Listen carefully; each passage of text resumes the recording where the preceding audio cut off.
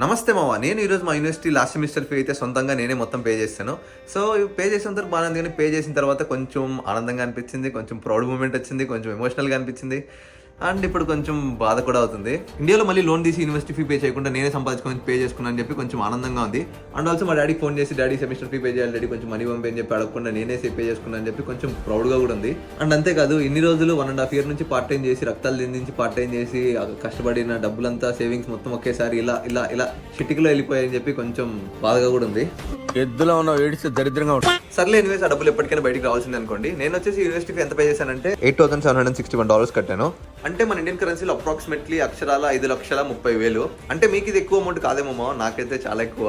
Masters చేయడానికి ఇక్కడికి వచ్చి మీ దగ్గర లోన్ ఉన్న మీరైతే చదువుకుంటూ ప్లస్ పార్ట్ టైం చేసుకుంటూ ఇంకా కొంచెం ఎక్స్ట్రా కష్టపడుతూ మనీ సేవ్ చేసుకుని మీరు యూనివర్సిటీ ఫీ పే చేశారంటే మావా, మీరంటే నాకు చాలా రెస్పెక్ట్. మీరంతే చాలా చాలా గ్రేట్ మావా.